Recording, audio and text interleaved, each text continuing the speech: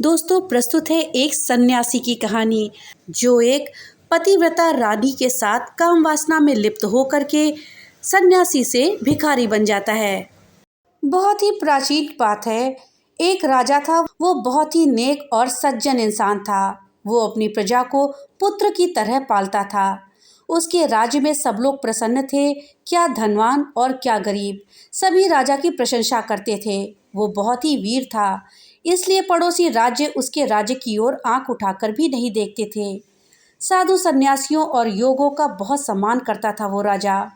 वो शिकार खेलने का बहुत शौकीन था। जब जी चाहता शिकार खेलने निकल जाता था। एक दिन वो जंगल में शिकार खेलने गया। उसे कोई जंगली जानवर नजर नहीं आया। वो जानवरों की तलाश में घने वन में चला गया। वहां उसे हिरणों का एक झुंड दिखाई दिया। उसने जैसे ही अपने धनुष पर बाण लगाया, हिरण खतरा जानकर वहां से भाग गया। राजा उसके पीछे पीछे दौड़ता गया। रथ दौड़ाते दौड़ाते वो थक गया, लेकिन हिरणों का शिकार नहीं कर पाया। वो बहुत प्यास के कारण बेहाल होने लगा। एक एक कदम चलना भी उसके लिए बहुत मुश्किल हो रहा था। फिर भी उसने हिम्मत नहीं हारी और जल की तलाश में आगे चलता ही गया। उसे दूर एक कुटिया दिखाई दी। उसकी उम्मीदों को एक नए पंख लग गए, पैरों में भी जान आ गई। जब मन में आशा का संचार हो जाता है तो शरीर के सारे अंगों में जान आ जाती है। वो जैसे तैसे उस कुटिया तक पहुंचा और उसके दरवाजे पर जाकर गिर पड़ा। कुटिया एक सन्यासी की थी। उसने धड़ाम की आवाज सुनी तो उसकी निगाहें उधर की ओर मुड़ी। दरवाजे पर एक राजा को पड़ा हुआ देखकर वो दौड़े दौड़े आए और राजा को उठा करके एक बिछौने पर लिटा दिया और उन पर ठंडे जल से कुछ छींटे मारी।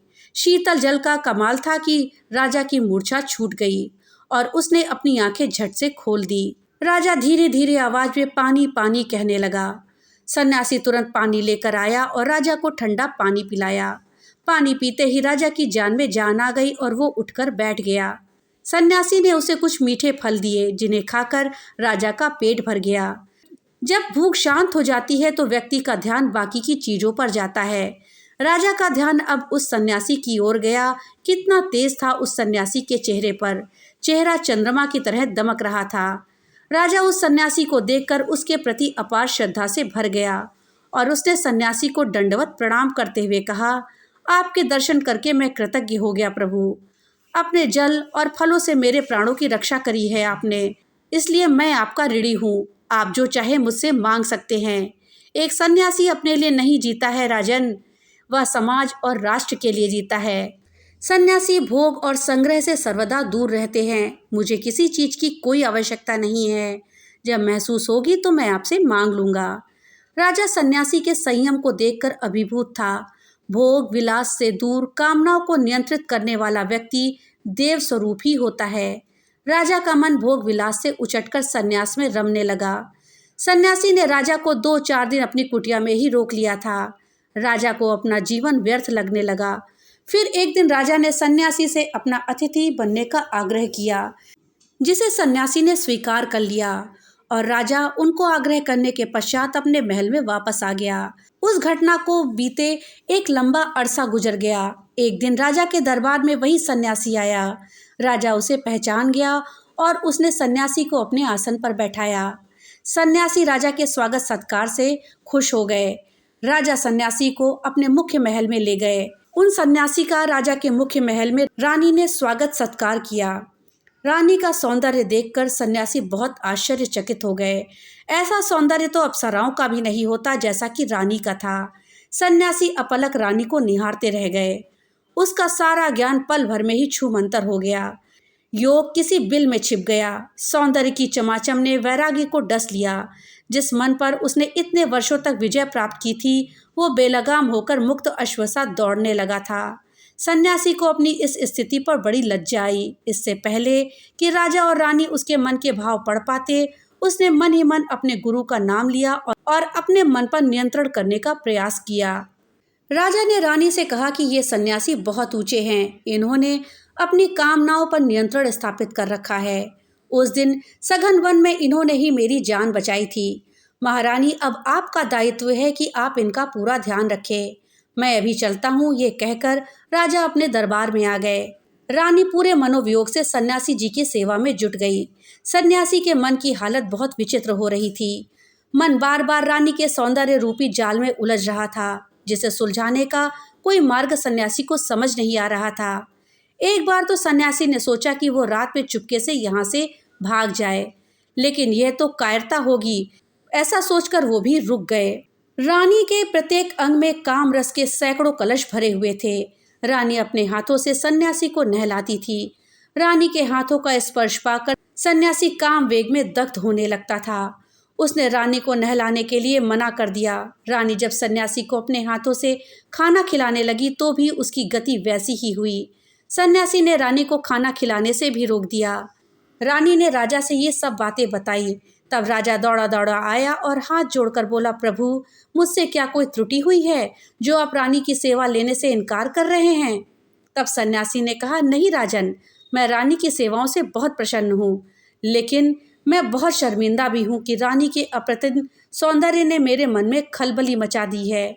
मेरा रोम वोम कामवेग में पूरी तरह से दग्ध हो रहा है। मन अस्थिर हो गया है। अब तो इसका एक ही उपाय है, जिसे कहते हुए मैं बहुत लज्जित हो रहा हूँ। क्या आप अपनी रानी को मुझे दे सकते हैं? मैं प्रणय के धागे से बंध गया हूँ और उनके साथ कुछ दिन रहना चाहता हूँ। सिर नीचे किए हुए सन्यासी बोला। राजा को जंगल की कुछ बातें याद आ गईं जब राजा ने सन्यासी को कुछ मांगने को कहा था, लेकिन सन्यासी ने फिर कभी लेने के लिए कह दिया था। तो क्या अब वो समय आ गया था? राजा ने सोचा और सोचकर कहा, प्रभु, ये मेरा सौभाग्य है जो आपने मुझे इस योग्य समझा। मैं अभी रानी को लेकर आता हूँ, आपकी सेवा में उपस्थित करता हूँ। ये कहकर राजा चला गया। राजा रानी के पास गया और उसे सारी बातें बता दी। रानी सोच में पड़ गई। वो एक पतिव्रता स्त्री थी जो पर पुरुष के बारे में सोच भी नहीं सकती थी। उसने एक पल सोचकर कहा, स्वामी, आप चिंता ना करें, प्रभु हमें इस धर्म संकट से अवश्य निकाल लेंगे। आप तो मुझे उस सन्यासी को सौंप दीजिए, आगे मैं देख लूंगी। रानी 16 श्रृंगार करके आई और राजा के साथ सन्यासी के पास आ गई। राजा ने रानी को सन्यासी को सौंप दिया। इसके पश्चात चले गए। आओ प्रिय, मेरे अंक में समा जाओ। मैं आपके सौंदर्य के दर्शन करने को कब से लालायित था। सन्यासी ने बाहें फैलाए हुए कहा, तनिक धैर्य रखिए प्रभु, मैं अब आपकी ही हूँ। आप पर मेरा सर्वस्व निछावर है, सौंदर्य भी और मादकता भी। लेकिन एक समस्या है, ये मेरे पति का महल है। इसकी हवा में मेरे पति के बदन की सुगंध भरी हुई है। जब तक मेरे नथनों में वह सुगंध बसी है, मैं आपकी कैसे हो सकती हूँ? अब आप मेरे स्वामी हैं, इसलिए आपका आंगन ही मेरा स्थान होगा। वहीं पर ही मिलन हो तो श्रेष्ठ होगा। सन्यासी को बात जम गई और उसने राजा को बुलवाकर एक रथ तैयार करवा लिया। रथ में सवार होकर दोनों सन्यासी की कुटिया में आ गए। कुटिया को देखकर रानी नाक भौं सिकोड़ कर बोली, ये क्या है? मेरा कोमल बदन इस कुटिया में कैसे रहेगा? मेरे लिए कोई अच्छे से महल की व्यवस्था करे प्रभु। सन्यासी ने सोचा कि बात तो सही कह रही है रानी, ये कोमल स्त्री इस कुटिया में कैसे रहेगी, पर मैं महल भी कहाँ से लाऊंगा? सन्यासी को राजा का ध्यान आया। वह राजा के पास गया और अपने लिए एक महल मांग लिया। राजा उदार हृदय था, इसलिए उसने एक महल भी दे दिया। जब सन्यासी रानी को उस महल में लेकर गया, तब रानी ने कहा, ये क्या, यहाँ तो एक भी सेवक सेविका नहीं है। कौन साफ सफाई करेगा, कौन खाना बनाएगा और कौन बाकी के काम करेगा? सन्यासी को समझ में आ रहा था कि स्त्री को प्रसन्न रखना कितना कठिन काम है। अब ओखली में सर दिया है तो मूसल से क्या डरना। सन्यासी राजा के पास गए और सेवक सेविकाओं की फौज लेकर आ गए। सेवक सेविकाओं ने मिलकर वो महल चमका दिया था। अब रानी कहने लगी, आपके साथ शैया पर आने से पहले मैं एक बार स्नान करना चाहती हूँ। मेरे वस्त्र किधर हैं? सन्यासी ने ये सोचा तो था ही नहीं, एक और मुसीबत, रानी के रेशमी वस्त्र कहाँ से लाए?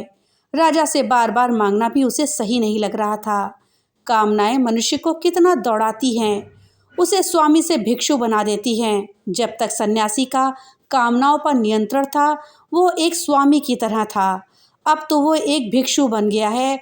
वो लज्जित होते हुए राजा के पास गया और उससे रानी के लिए नए नए वस्त्र मांगे।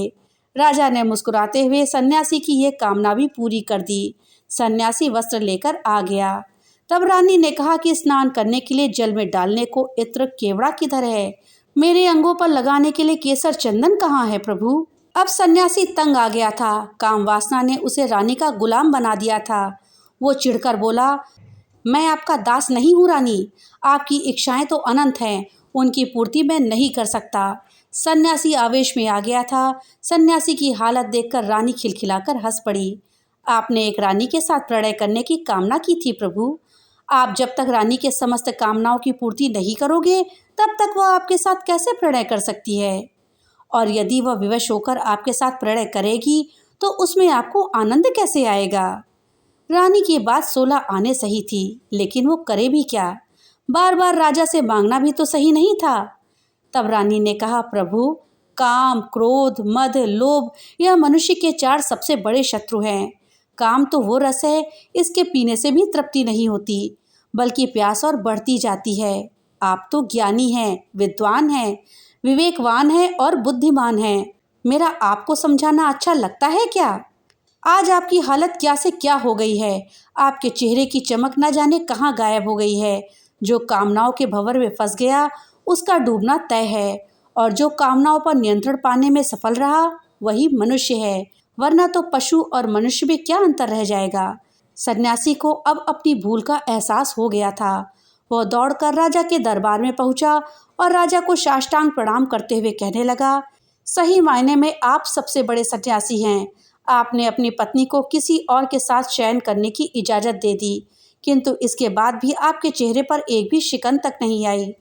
रानी ने अपनी बुद्धिमत्ता से न केवल आपके आदेश और अपने पतिव्रत का धर्म का मान रखा, बल्कि मुझे तो ज्ञान का पाठ भी पढ़ाया। ये अद्भुत है।